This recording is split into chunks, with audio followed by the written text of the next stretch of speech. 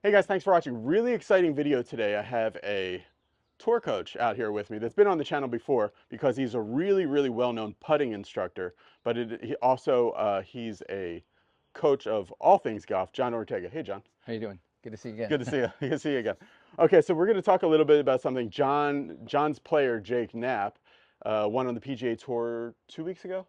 Yeah, not this past week, but the previous week, and he was hunting this week, but didn't quite get it done. But he played really well. So he had a top five this week, and he won on tour last week. And it was making a lot of news because Jake does do something that looks different. Like if you put all the tour players along, it's something that looks a little different. So we're going to talk about that. But the real key to this video that I wanted to do, John, is if somebody does something different in their swing, how do you know when to say like, okay, that's just your personality or just like a little unique thing that you do, and when no, that's something that actually needs to be changed. So how do you know the difference between those two, where you should actually make a change? Well, the ball and the ground is a pretty good truth teller. Okay. So if the ball's going everywhere, that's pretty much the first sign. And the second sign is how the club hits the ball and how it interacts with the ground. Okay. So if you see somebody's real scoopy, they're maybe staying back and throwing the club a little too much, and they're not leading it enough. Yeah. If they're hitting it too high, same thing. Probably too much of this, unless they have a lot of club head speed and they're just high ball hitters because of the ball speed. Okay. So you look at the ball first. Video, you can tell some things off of the video. If somebody's hitting pulls or cuts, or the guy that I coach most of the time, guys are like this, right? You can see their shoulders and their body doing some pretty extreme movements, and those are pretty easy to point out to people, and they can put their mind around that. Yeah. I think more for the better players, you're going to see a little bit more, too much of this, especially if they grew up in my release era. that goes Yeah, like yeah, this? they do this. So there's like, when I was younger, people were taught to swing inside out and kind of rotate the club this Swing way. to first base, wedding ring. Yeah, that kind of thing. So I get a lot of guys that are my age or somewhere between my age and your age that do a little bit of that. So you have to enlighten them in terms of like, okay, it's probably a better idea to do this versus that. So you'll see, especially with TrackMan numbers, you'll see the low point won't be far enough forward. The swing direction will be too far right. The dynamic loft will be too great, too much dynamic loft. So you start looking at those numbers. Spin loft is high then. Yeah. So you start looking at those numbers, and then you kind of pair that with a video, and you tell them, okay, if you're doing this, this will happen. Then you do some of the extremes, like earlier you were talking with Scott about the Goldilocks. Yeah. So you give them some extremes. I had a kid yesterday and his sister that they couldn't hit a fade at all. So I showed him a video of Alex Noren doing his thing like that. How extreme he had to feel that. Yeah, the Canadian kids that are kind of real lateral like this, probably from hockey, I don't know. Sure. Weak grips. So you got them to get a little stronger grip and do these pull cuts. And give them like an idea that's a little bit different or a lot different than what they do, and that helps them put their mind around the direction they need to move their swings or the way they're thinking about how they're going to hit a golf ball to find a closer to neutral or a better them. So let's talk specifically about Jake. So Jake is now becoming pretty known for two things. First thing I think is nap time and just having this amazing tempo. Right. And then second is having a very long swing. I have noticed, like when I went to the Long Beach Open, and you see like all the guys that come out for the Long Beach Open, and then you see just a third of them make the cut, or even less. Back in the day, it was like 400 guys, and only like 60 made the cut. I could see like in a general, montage of everybody, the guys with shorter swings seem to be more consistent. So what do you think it is about Jake's swing that works with a longer swing, and it's also like insanely powerful? Well, first off, he's been doing it all his life. So if you get a guy that's maybe just short of parallel and you somehow get them more flexible, or they turn their bodies more, somehow, some way they can create more length to their swing. Right. Yeah, that might be a recipe for inconsistency. But in his case, that's what his body and his brain have known since he was a little boy. Right. So to try to change that would. Yeah. So he has. When he worked with Mark Blackburn 3 or 4 years ago, they tried to shorten his swing for a fairway finder, and he does a little bit of that. He's working some with Dana Dahlquist now. A certain shot. Yeah. And he does do 3/4 swings. That's a little bit of a misnomer about Jake. He can shorten it, but when he's going to hit it far, he just swings back farther. And with him, a lot of him being able to swing back farther is he has a really flexible upper back. Mm-hmm. So John Daly, Fred Couples, all the guys that have really long back swings, they have two things going in their favor. They have really long, or excuse me, real flexible backs, upper backs, and they've been doing it since they were little, so their body's just used to doing that. It's kind of like their body's accustomed to that. Okay, so there's a difference between a long backswing where somebody would get everything tilted and that way long. Absolutely. Whereas his is, he's still really stable. It's just that he's got such a flexible, I guess you would call it T-spine. Yeah. That it is long, but it's long in a different way than the sloppy long you see at the club on Saturday or whatever. Exactly. Yeah. And I think another thing that contributes to it is when he was younger, he swung the club back really fast. And so that really fast backswing just got the momentum of the club going so fast. And he wasn't very strong when he was young because he was really small. That just turned into a pattern where it went long. Okay. So some of that was due to him being small and having a big brother that was tall and pretty powerful. And so he's trying to keep up with his big brother, and he just made this big giant backswing, and it just kind of lasted.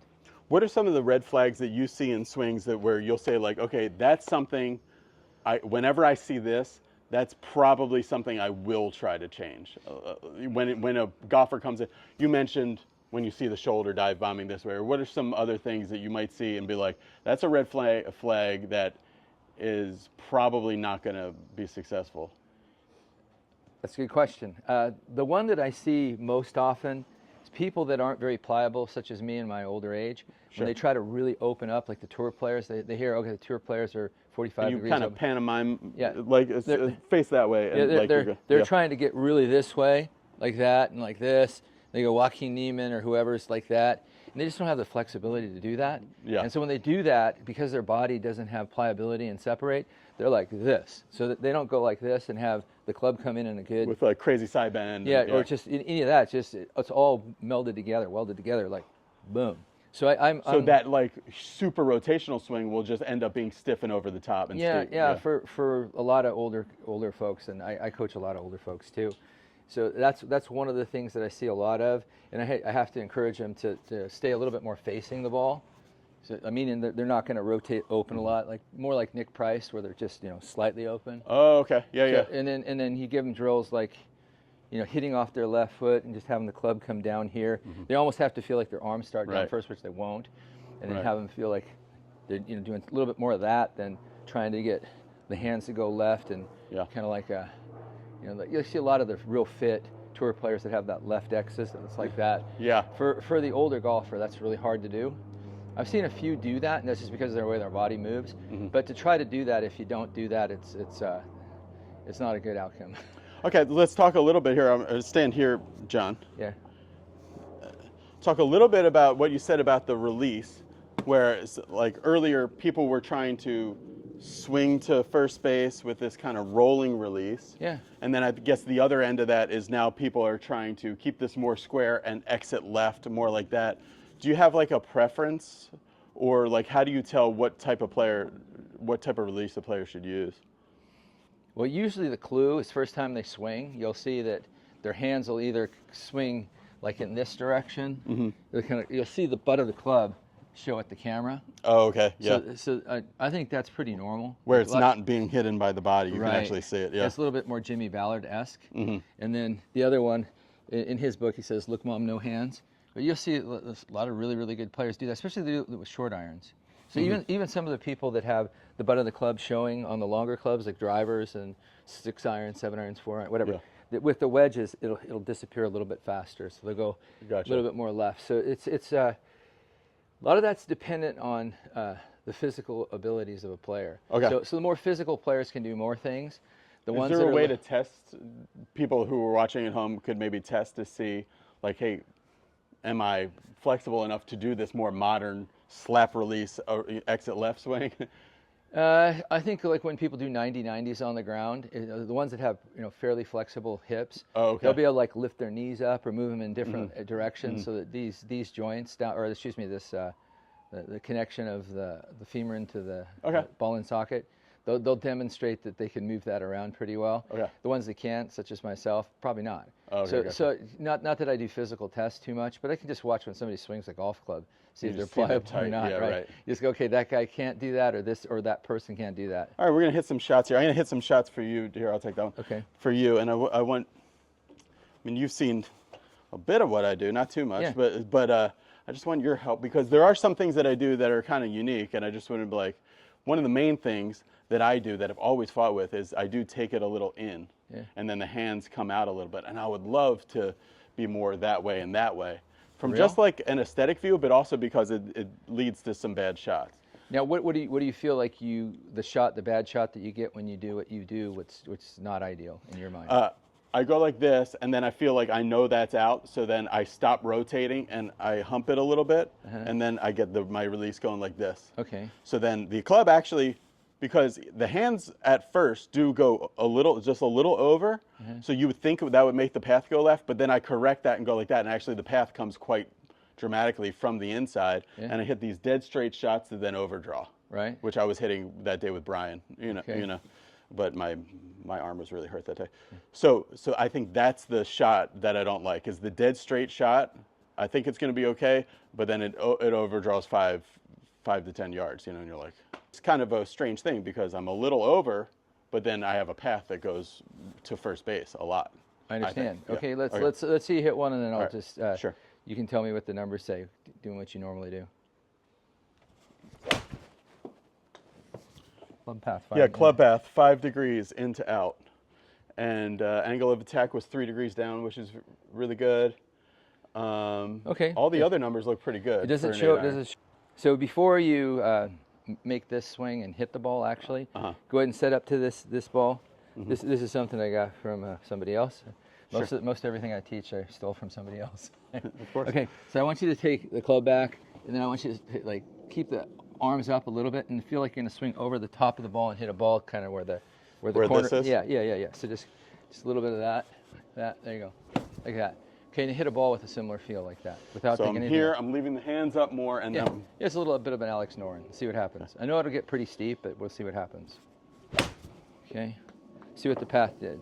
Okay. Probably had more spin. Well, the ball went way further. It went 10 yards further. So it went 1.8 end out. So that's probably going to. So that changed me about 4 degrees from being 5 degrees into out to 1.8. Yeah. So that's 5.6. Our friend Brian Manzelli calls that the carry. So he says the never hook again pattern. Okay. He really had people carry. Carry. So What's carry? You carry. You feel like you keep your arms up, and you go out. Yeah. Okay. Okay. Which is weird. I would never, as somebody who's nervous about being over the top, I would never feel that. We'll start that. We'll start with that first. Yeah, right. See how that goes, and then we might have to put a little tweak into it based on some other things that could happen. The club's going to come over the top of this ball. You can hit that ball. We're just going to make sure you don't. I'll be right. Hit it off the world. I don't think you'll pull it that much. All right. So like if I'm set up here like this, yeah. I'm gonna actually miss this ball and hit that one. Yeah, exactly. We have this ball set up just inside that. Yeah, one. well, maybe move it right here. Yeah, you're good.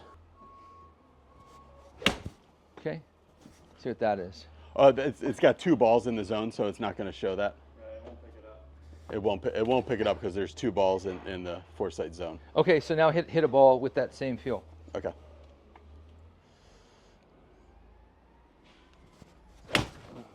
Okay. Okay.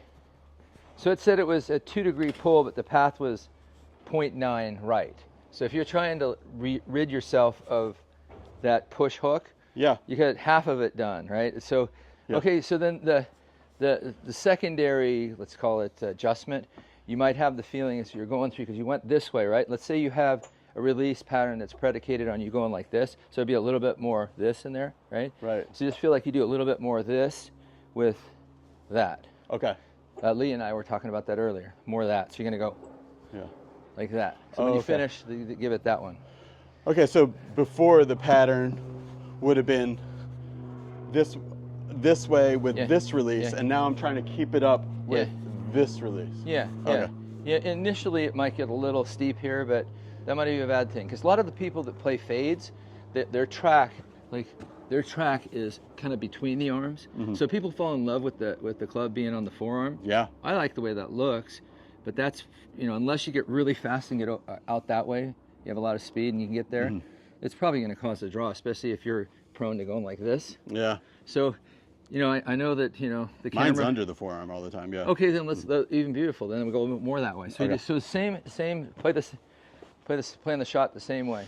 Okay, so the 2 things we're putting together is we're going here and we're doing this That carry. one. Yeah. We're feeling, we leave the hands up Yeah. and we're aiming at a target out here. Yeah.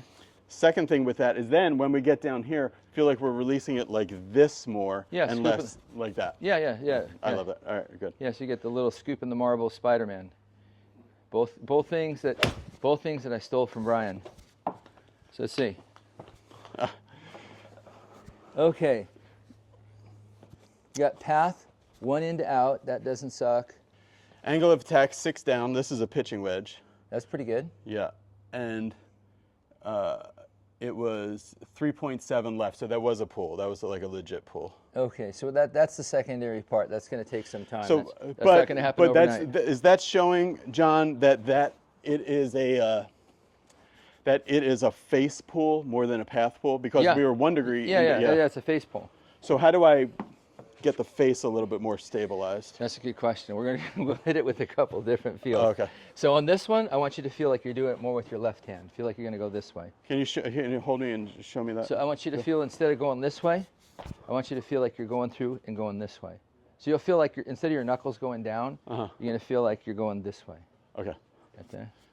So I'm going to leave my hands up, aim for this thing here, and then I'm going to feel more this way, right? Yeah.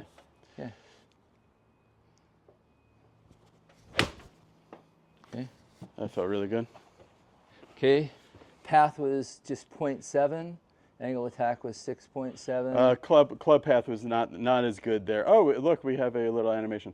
Club path was 3.8 to the right, so 3.8 towards first base. Well, that's but the less than face before. was better. Face was better. So your intention of fixing the face fixed the face, but having that intention, the path kind of went back to where it was. Yeah, right. So you have to eventually be able to do both. It's like rubbing your head and your belly at the same time. So better players, I usually try to get the path first, especially if they're hooking. Path first. Okay. Path first and face second. With the slicers, it's usually face first, path second. So you probably have a little push there too. Oh, it felt so good. Let's see. I'm going to hit this line. Yeah, you hit the line. I did hit the line. Okay, you hit the line. That's good. Club Angle path 5.6 to the right. is it? Yeah. Okay, it looks like you're locked into that. Okay, you hit. How about this one? We'll just go. So whenever I try to fix the face, my path starts going towards first base a lot. I don't know why. Just for fun, let's just try to hit a big slice. Okay. See how that just works out. Sure. Now that you've hammered on this from both of those angles, just try to hit a slice.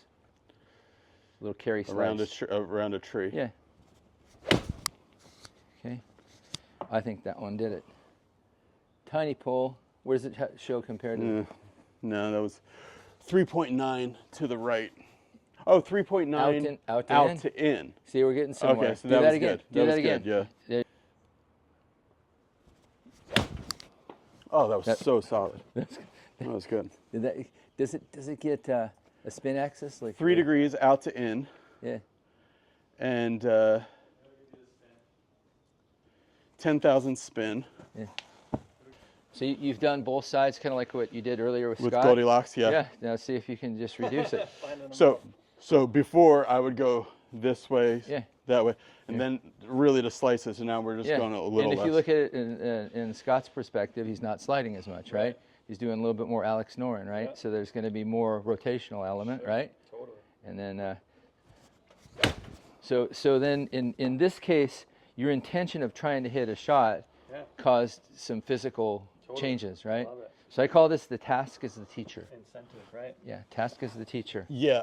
So you're a pretty avid player. So most of the time when I'm trying to do this with somebody, it doesn't happen as quickly. But at the same time, since you've hit so many golf balls with the pattern that you have, it can make it difficult to also change, right? So you got both sides of the spectrum. You have somebody who's a skilled player, but at the same time they're pretty locked into what they do. So it's a matter of like how much and when. So like let's say if you're working with a tour player, not that I work with that many, but if you are working with a tour player, you gotta be careful about how much you want to change at any particular time because they're trying to go out and put up a score.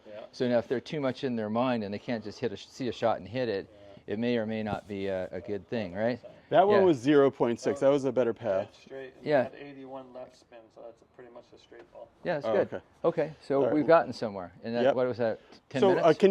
can you stand down the line? I just want to see when I do this. Right here? Yeah, stand down the line just so you can see. Okay, When okay. I do this, do you see when I do this carry feel? Because you know sometimes feel isn't real.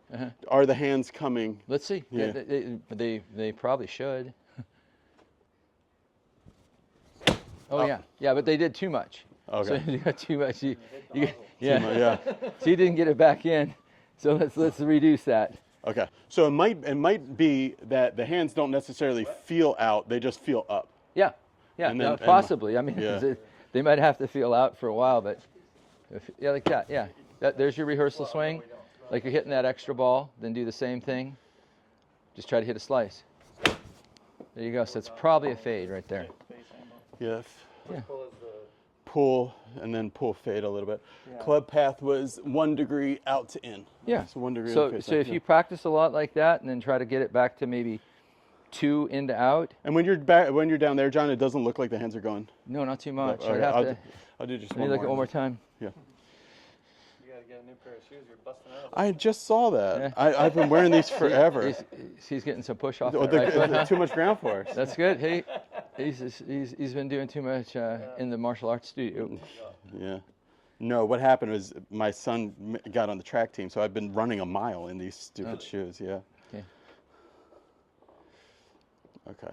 So we're going here. We're aiming that way. Yeah, and I'm almost like to see you just take it back with your normal backswing and come over the top of it, Okay. kind of like the in and over, like that. That was close. You just pulled it, but I'd like to see that Yeah, for a because the while. path should be good. They're just the face was square to that path. So you put 5 in out to in. That's great for now, and then you just reduce that. Great. Okay, thanks a lot for watching, guys. If you're interested in seeing John, he's near Costa Mesa Country Club. He's in and out of Costa Mesa Country Club, and he's building his own facility about a block and a half away from there that we'll be doing videos from there as well. If I'm you gonna, want, I'm gonna save my money for a swing catalyst. That's Right. pretty Right. impressive demonstration. I know a guy Dr. can get you a 1% discount. Okay, perfect. Okay. See you later, guys. Bye. Okay, thanks.